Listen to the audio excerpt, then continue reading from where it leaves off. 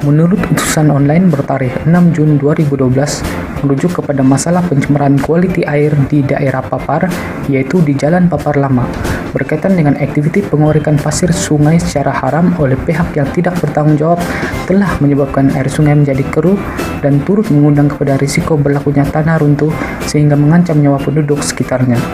Oleh itu, kajian kami akan berfokus kepada aktiviti pengorikan pasir sungai terhadap kualiti air di Kampung Lakut, Papar. Bagi melihat kesan aktiviti tersebut terhadap kualiti air sungai berkenaan, pemilihan Kampung Lakut sebagai lokasi kajian adalah disebabkan oleh aktiviti pengorikan yang giat di kawasan tersebut dan terlalu dekat dengan tebing sungai, yaitu sekitar 10 meter yang tidak mengikut standar yang telah ditetapkan oleh JPAS dan JPS, yaitu jarak pengambilan pasir sungai mestilah 20 meter hingga 30 meter dari tebing sungai.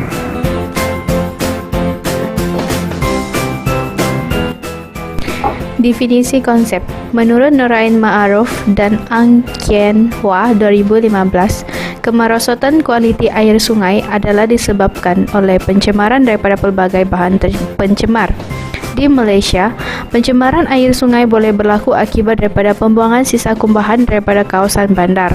Proses pembandaran dan perindustrian yang pesat telah menyebabkan peningkatan kadar pembuangan bahan sisa ke dalam sistem akuatik yang akhirnya menyebabkan kualiti air merosot. Menurut Jabatan Alam Sekitar Malaysia 2008 melaporkan bahawa punca utama yang menyebabkan kemerosotan kualiti air sungai ialah kumbahan domestik, perindustrian, penternakan haiwan dan industri berasaskan pertanian. Kemerosotan kualiti air ini boleh menyebabkan keadaan asalnya berubah bentuk dan keadaan ini boleh diukur dengan merujuk kepada parameter seperti parameter fizikal, parameter kimia, parameter biologi dan logam.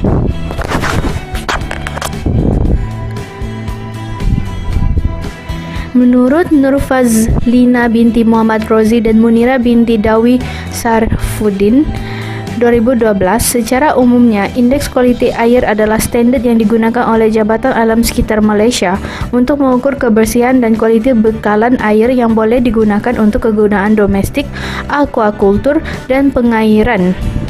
Dalam kajian ini, parameter-parameter yang dikaji adalah seperti nilai oksigen terlarut DO, pH, ammoniacal nitrogen NH3N, oksigen biokimia BOD, oksigen kimia COD dan pepejal terampai SS yang melibatkan pengukuran oksigen terlarut pH, permintaan oksigen biokimia, permintaan oksigen kimia, jumlah pepejal terampai dan ammoniacal nitrogen.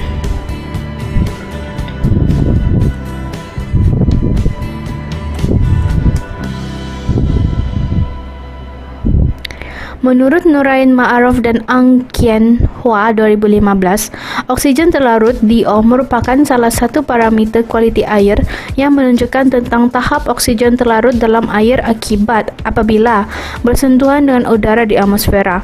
Kuantiti oksigen terlarut bergantung kepada tekanan udara, suhu dan kandungan garam terlarut. Permintaan oksigen biokimia BOD merupakan ukuran kuantiti oksigen yang diperlukan mikroorganisma untuk mengoksidakan bahan organik dalam keadaan berudara.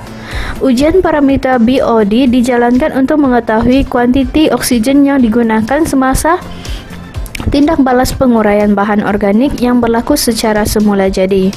Tahap pengukuran nilai BOD air sungai yang bersih adalah sepatutnya berada pada nilai kurang daripada 1 mg L. Parameter permintaan oksigen kimia COD lazimnya digunakan untuk menyukat air yang tercemar oleh bahan kimia hasil daripada aktiviti manusia dan ia boleh ditarifkan sebagai jumlah oksigen yang diperlukan bagi pengoksidaan sesuatu bahan sebatian.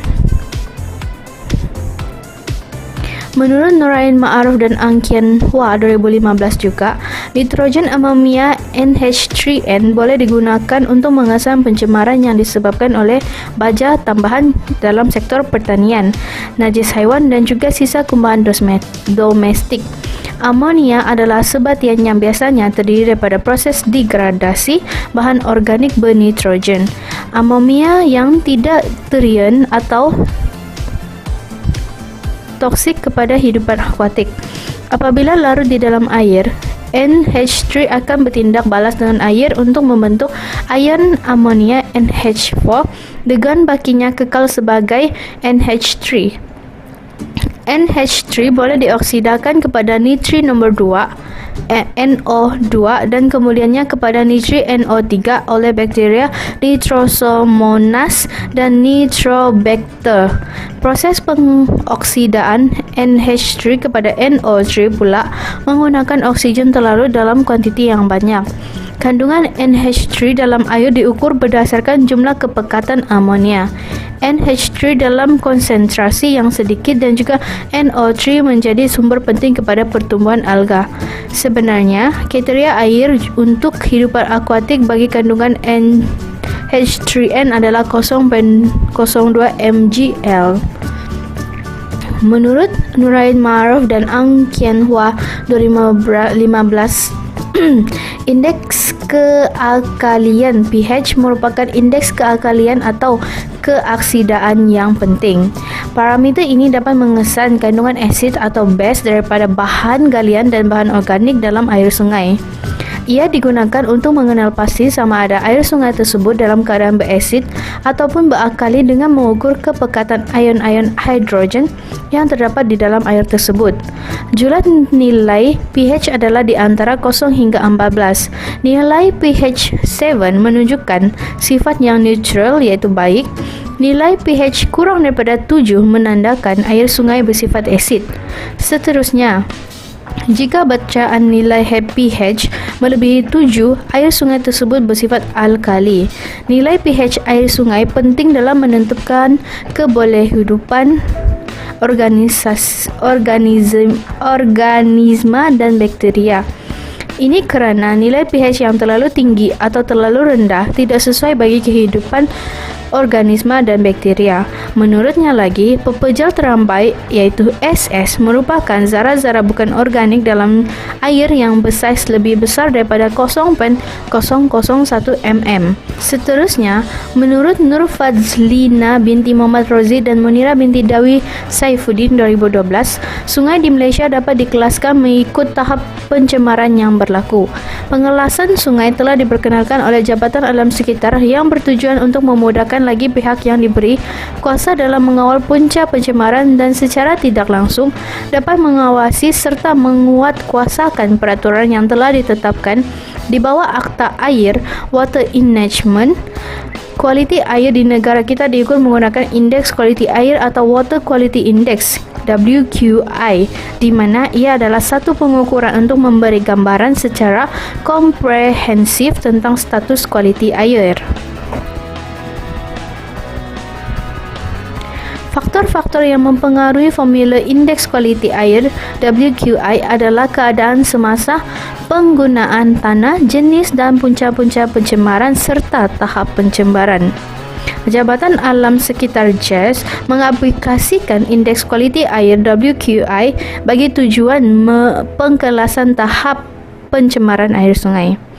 Menurut Dr. Muhammad Hasni Haji Jaafar, kualiti air merangkumi aspek kimia, fizikal dan kandungan biologi.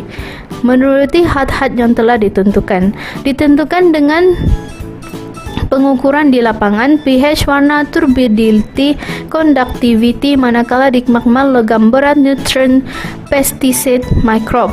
Kualiti air yang baik ialah ia bebas dari organisma, penyakit, bahan kimia berbahaya, bahan radioaktif, rasa dan bau yang diterima.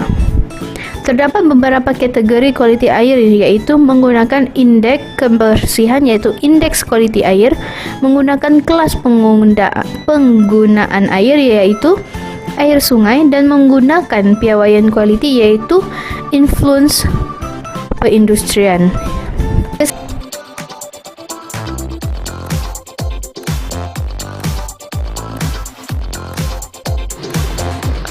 Kaedah kajian. Metodologi penyelidikan dan kajian adalah merupakan kaedah atau teknik mereka bentuk, mengumpul dan menganalisis data supaya dapat menghasilkan dapatan kajian dengan sempurna dan tersusun. Metodologi ialah yang dipilih harus berhubungan erat dengan prosedur, alat dan penelitian yang digunakan. Selain itu, metodologi adalah dalam melaksanakan penelitian, para peneliti dapat memilih banyak kaedah.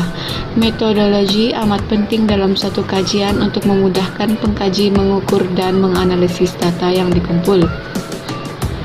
Bagi tajuk kajian kami menggunakan dua kaedah kajian, iaitu pemerhatian dan juga rujukan internet.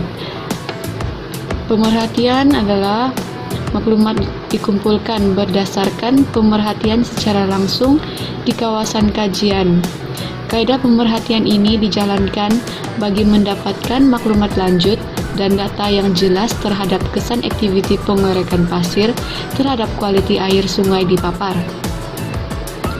Selain itu, dalam kajian ini, penyelidik bertindak sebagai pemerhati keadaan persekitaran masyarakat, mendengar dan mengalami keadaan di kawasan kajian. Kaedah pemerhatian dijalankan untuk melihat sendiri kawasan kajian di Kampung Lakut Papar untuk mendapatkan data yang diperlukan. Penggunaan peralatan seperti kamera digital dan peralatan menulis juga diperlukan sebagai alat bantuan kajian sepanjang pemerhatian ini dijalankan. Seterusnya, kaedah kajian yang digunakan adalah rujukan internet. Kaedah rujukan internet juga merupakan salah satu kaedah yang digunakan bagi pengumpulan data dan maklumat tentang tajuk kajian ini. Kesan aktiviti pengorekan pasir terhadap kualiti air sungai di Papar. Antara maklumat yang dapat diakses dalam media baru yaitu internet adalah jurnal, kajian lepas, artikel terkini dan terdahulu, latihan ilmiah, tesis, dan lain-lain lagi yang berkaitan dengan kajian. Oleh itu, pengkaji dapat mencari maklumat dengan lebih dalam dan terperinci lagi, serta dapat meringankan kerja penyelidik dalam mendapatkan maklumat mengenai tajuk kajian yang dipilih.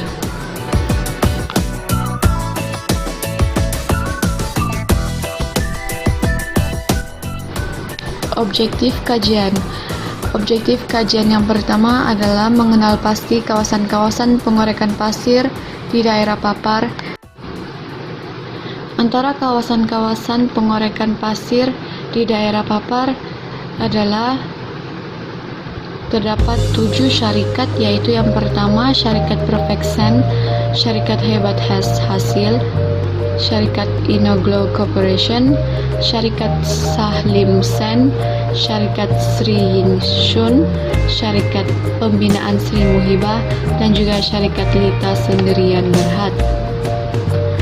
Pertumbuhan pesat industri pembinaan ini telah membuatkan permintaan yang tinggi ke atas sumber bahan binaan termasuk pasir. Sumber utama pasir di pantai barat ialah Sungai Tuaran. Namun, jumlah pengeluarannya masih belum dapat menampung sepenuhnya keperluan pasir binaan di Kota Kinabalu. Antara alternatif yang telah dilakukan ialah mengambil pasir binaan dan kawasan sekitar termasuk Sungai Papar. Kebimbangan ke atas sistem sungai akibat kegiatan pengambilan pasir sungai yang aktif telah mendorong Kementerian Pelancongan dan Pembangunan Alam Sekitar Sabah mengesyorkan penubuhan satu jawatan kuasa bagi membendung, mengawal dan memantau kegiatan ini. Dan yang kedua adalah mengenal pasti kesan-kesan aktiviti perlombongan pasir di Kampung Lakut terhadap kualiti air sungai di Papar. Aktiviti pengambilan pasir sungai. Sejumlah 7 operator pengambilan pasir sungai menjalankan kegiatannya di Sungai Papar. Kaedah yang digunakan dalam aktiviti ini ialah kaedah pam dan pontun. Kaedah ini dengan mudah dapat mengepam pasir sehingga kedalaman 3 meter. Pasir yang dipam akan dikumpulkan ke dalam kolam pengasingan bagi mengasingkan pasir dengan bahan-bahan asing seperti pecahan batuan dan serpihan kayu serta tumbuh-tumbuhan. Pasir yang telah menjalani proses pengasingan ini dikenali sebagai stockpile.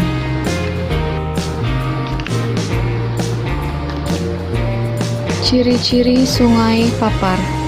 Banjaran Kroke merangkumi Pergunungan Alap adalah punca Sungai Papar yang didasari oleh batuan formasi Kroke. Sungai Papar mengalir sejauh kira-kira 80 km ke barat iaitu ke Laut Cina Selatan. Berdasarkan dua lokasi cerapan sumber air Sungai Jabatan Pengairan dan saliran bahagian pengurusan sumber air iaitu di Kogopun dan Kaiduan, luas kawasan Tadahan adalah melebihi 900 km persegi. Sistem Sungai Papar disokong oleh beberapa anak atau cabang sungai seperti Sungai Lingga, Kramatoi, Mandalipau, Limpangno, Babagon, dan banyak lagi. Formasi kroke dengan litologi utama batu pasir adalah penyumbang utama mendapan dasar sungai. Pasir-pasir sungai ini merupakan sumber utama pasir binaan di Papar dan didapati sejumlah 7 operator pengambilan pasir sungai sedang beroperasi. Sungai Papar juga merupakan sumber utama air minuman dan pertanian kepada penduduk daerah Papar.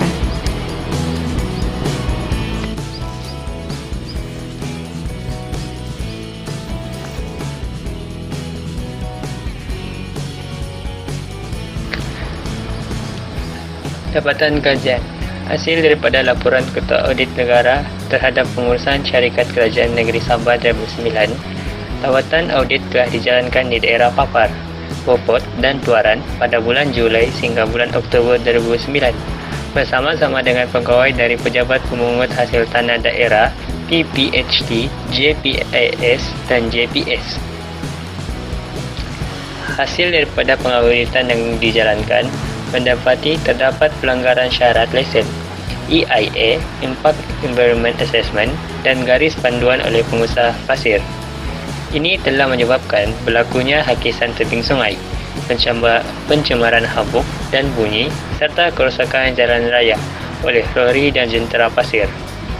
Kesan daripada pelanggaran syarat lesen, EIA dan garis panduan juga telah mengakibatkan kerajaan negeri menanggung kos untuk membaik pulih kerosakan yang disebabkan oleh aktiviti pelombongan pasir seperti kos penyelenggaraan jalan raya antara RM70,000 hingga 2.50 juta. Selain itu, terdapat pengusaha pasir masih beroperasi walaupun lesen mereka telah tamat selama 3 hingga 4 tahun. Penjelasan lanjut mengenai kelemahan yang dibangkitkan adalah seperti berikut. Ujian kualiti air sungai telah dijalankan oleh pihak JPAS iaitu masing-masing pada 5 Ogos 2009 di Sungai Padas, Beaufort, di Sungai Tuaran dan di Sungai Papar. Tujuan ujian ini adalah untuk menguji sama ada berlaku pelanggaran parameter-parameter air seperti kekuruhan, pepejal terampai, minyak dan grease, nilai pH, chemical oxygen demand COD dan bio oxygen demand BOD. Keputusan ujian kualiti air sungai adalah seperti dalam Raja 1 melalui keputusan kualiti air sungai di daerah Papar. Keputusan kualiti air sungai di daerah Papar. Yang pertama melihat kepada parameter turbidity atau kekuruhan. Daerah Papar, kajian ini telah dijalankan dalam poin Kampung Lakut dan Kampung Manggis. Hasil menunjukkan bahawa kekeruhan bagi kedua-dua poin Kampung Lakut dan Kampung Manggis mempunyai tiada maklumat. Parameter kedua adalah melihat kepada pepejal terampai. Standard INWQS adalah merujuk kepada International Water Quality Standard Class. Pepejal terampai bagi poin Kampung Lakut dan Kampung Manggis adalah di bawah daripada standard yang telah ditetapkan. Hal ini telah menunjukkan bahawa pepejal terampai dalam poin Kampung Lakut dan Kampung Manggis masih dalam tahap yang baik. Parameter ketiga melihat kepada minyak dan grease. Standard INWQS telah menetapkan garis panduan iaitu 10 meter gram per liter. Poin Kampung Lakut dan Kampung Manggis melihatkan bahawa minyak dan grease adalah di bawah parameter yang telah ditetapkan, iaitu di bawah 10. Parameter keempat adalah melihat kepada nilai pH. Standard INQWS telah menetapkan bahawa garis panduan nilai pH adalah 6.9. Standard nilai pH yang telah ditetapkan adalah 6 hingga 9. Daerah papar Kampung Lakut, garis panduan yang telah ditetapkan oleh Standard IN WQS nilai pH adalah 6.9. Ia hanya mendapati garis panduan, manakala Kampung Manggis, ia telah berada dalam 7.2 dan 7.3. Ia juga telah mendapati garis standard. Seterusnya warna yang telah ditetapkan adalah 150 TCU. Namun, Kampung Lakut dan Kampung Manggis masih berada dalam keadaan terkawal, iaitu 30 hingga 20 TCU sahaja. Parameter ke-6 adalah COD. COD telah ditetapkan adalah 25 mg. Daerah Kampung Lakut dan Kampung Manggis berada dalam keadaan yang rendah, iaitu di bawah 6. Yang terakhir adalah BOD. BOD yang telah ditetapkan adalah 3 mg, manakala Kampung Lakut dan Kampung Manggis adalah berada di bawah 2.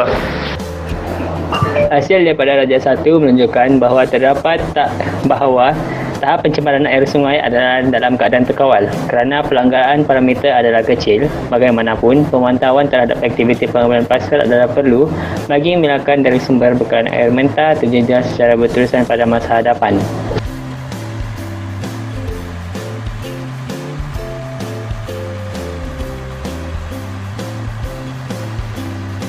Perbincangan.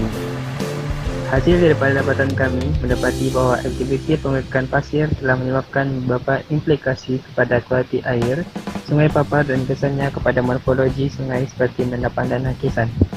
Kajian ini telah dikaitkan dengan kajian lampau seperti kajian terhadap kesan sediman pengerakan kepada kualiti air dan struktur community zone plankton dalam cetek tasik eutrofik. Kajian ini perlihatkan bukan sahaja kesan terhadap kualiti air tetapi kesan kepada kehidupan akuatik. Kesan sedutan pengerakan kepada kualiti air dan struktur community zooplankton dalam cetek tasik eutrofik telah dilakukan. Hasil kajian menunjukkan bahawa aliran menurun untuk tahap fosforus, bahan organik, jumlah pupujal terampai, klorofil dan ketulusan di dalam air telah dijumpai. Manakala paras kedalaman air, konduksian elektrik, jumlah pepejal terlarut dan NO3N kepekatan meningkat ketara selepas pengerakan. Hasil ini menunjukkan bahawa kesan pengerakan telah merubah beberapa struktur dan parameter dalam kualiti air. Kesan pengerakan pada oksigen terlarut, nilai pH dan suhu hampir diabaikan. Struktur komuniti zooplankton bertindak balas dengan cepat kepada perubahan alam sekitar yang disebabkan oleh pengerakan. Akibatnya, banyak crucifers menurun, manakala ketumpatan Crustacea zooplankton meningkat dengan ketara. Hubungan yang jelas antara komposisi zooplankton dan kesetaraan mereka telah dibongkar melalui analisis lebihan. Hal ini menunjukkan bahawa kesan perubahan alam sekitar menyumbang kepada perubahan dalam sektor masyarakat zooplankton yang semakin sedikit. 4 pemboleh ubah alam sekitar sintetik pertama menjelaskan 51.7% daripada struktur taksonomi.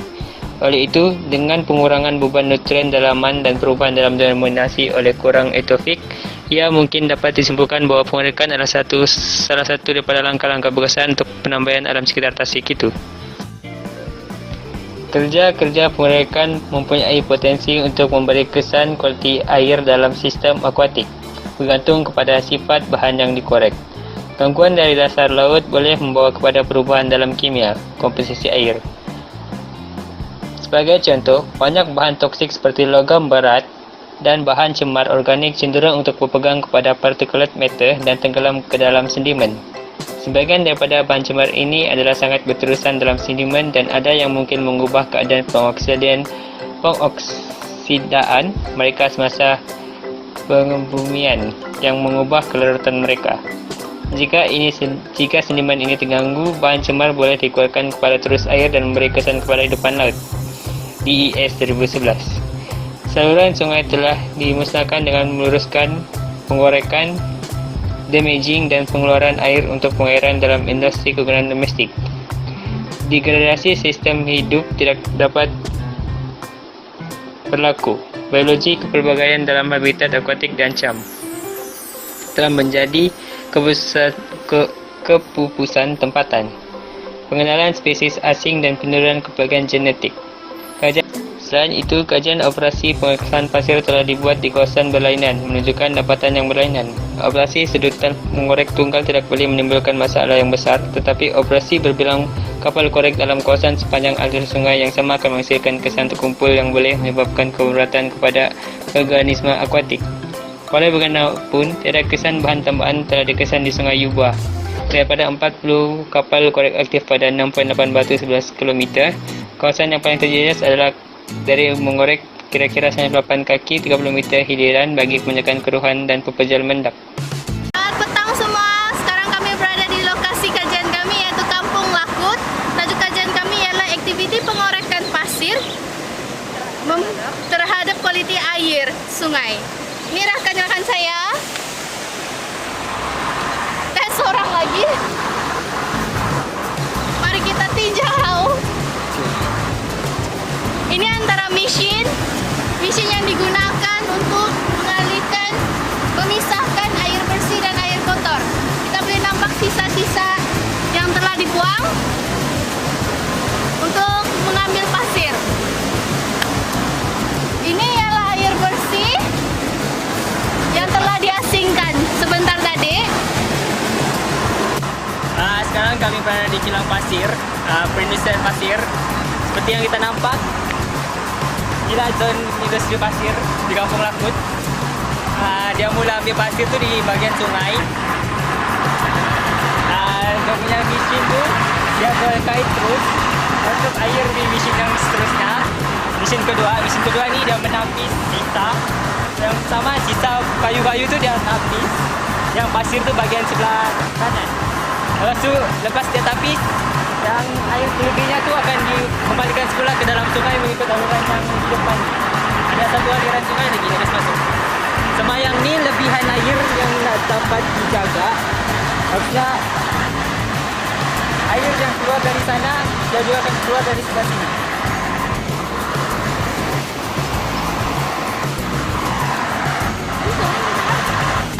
Okey, ini adalah air yang datang daripada mesin pemisah tersebut yang akan disalurkan ke dalam sungai Kampung Lakut. Kita dapat lihat kualiti air sangat keruh dan akan mencemarkan. Memang akan mencemarkan kualiti air di Kampung Lakut. Dalam industri pengorekan pasir, kemudian ini saliran nih panjang dia akan disambung ke mesin pemisah antara bahan endapan dan air bersih. Adalah sisa longsoran yang telah terpisah daripada pasir bahagian besar. Kesimpulannya, aktiviti pengambilan pasir sungai telah banyak membantu kita, terutama dalam industri pembangunan, iaitu dalam membekalkan bahan binaan untuk industri pembinaan dan dalam mengurangkan masalah endapan sungai serta mengurangkan dan mengelakkan kejadian banjir. Industri ini juga membantu dalam merangsang pembangunan ekonomi negara. Namun begitu, kawalan dan seliaan perlu dilakukan dengan serius bagi mengelakkan perkara seperti lumpur dan lodak, tebing runtuh, tumpahan minyak dan sebagainya daripada berlaku. Pengambilan pasir sungai secara berlebihan dan tanpa kawalan boleh mendatangkan kesan negatif kepada sistem sungai. Contohnya, kesan negatif yang akan berlaku ialah pencemaran air yang boleh mempengaruhi aktiviti harian manusia. Bagi memulihkan kesan negatif tersebut, ia memerlukan kos yang amat tinggi, di samping ia akan mengambil tempoh masa yang panjang. Sewajarnya, sebarang aktiviti pengambilan pasir sungai perlu dipantau oleh pihak-pihak yang terlibat dan pengambilan di kawasan kritikal dielakkan. Memandangkan kesedaran terhadap kepentingan pemeliharaan alam sekitar terutama sistem sungai telah meningkat, maka kos faedah atau royalti pengelolaan pasir sungai perlu dikaji semula. Kajian lanjut penilaian ekonomi terhadap keperluan agregat pasir dari berbagai sumber seperti pasir laut, pecahan batu kuari, dan pasir pantai perlu dilaksanakan bagi mengimbangi keperluan dan pemeliharaan kesejahteraan sungai.